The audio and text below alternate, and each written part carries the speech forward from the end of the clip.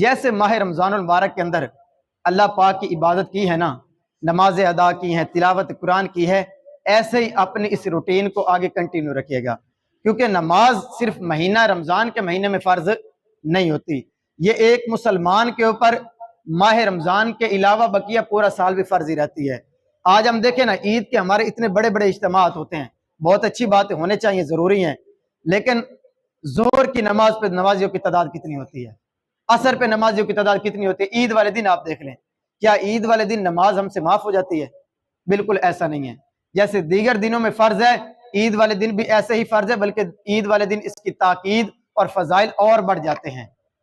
اس لیے جیسے ہم نے ماہ رمضان میں اللہ پاک کی عبادات کی ہیں، نمازیں ادا کی ہیں، تو ایسے ہی ہمیں پورا سال جو ہے وہ عبادات کرنی چاہیے۔ کم از کم اپنی 5 فرض نمازیں ہمیں ضرور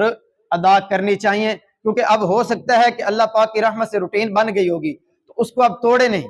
5 وقت کی فرض نماز کا لازمی پڑھتے رہیں، اور زیادہ نہیں تو کم از کم 1 رکوع قرآن پاک کی لازمی تلاوت کر لیا کریں، زیادہ نہیں، صرف 1 رکوع، اس پر کتنی دیر لگے گی؟ 10 منٹ یا زیادہ سے زیادہ 15 منٹ لگیں گے، اس سے زیادہ ٹائم تو نہیں لگ سکتا۔ تو اگر ہم 1 رکوع روزانہ تلاوت کر لیں تو کتنی برکتیں اور فضیلتیں ہمیں حاصل ہوں گی۔ 1 حرف پر کتنی نیکیاں؟ 10 نیکیاں ہیں۔ اگر 1 رکوع پڑھیں گے تو کتنی نیکیوں کے ہم حقدار بن جائیں گے۔ لیکن ہماری بات قسمتی ہے کہ ہم ماہ رمضان میں تو کچھ نہ کچھ تلاوت کر ہی لیتے ہیں، لیکن ماہ رمضان گزرنے کے بعد وہ مسجدیں جو ہے وہ یوں محسوس ہوتا ہے کہ عید کا اجتماع نا وہ رمضان کی رونقوں کا آخری اجتماع ہوتا ہے، اس کے بعد مسجدیں جو ہے وہ ویران ہو جاتی ہیں، جہاں رمضان کے اندر 4 صفیں بن رہی ہوتی ہیں نمازوں میں، وہاں عید کے بعد جو ہے وہ ایک آدھی صف بن رہی ہو، وہ لوگ کہاں چلے جاتے ہیں، وہ نماز کہاں چلے جاتے ہیں؟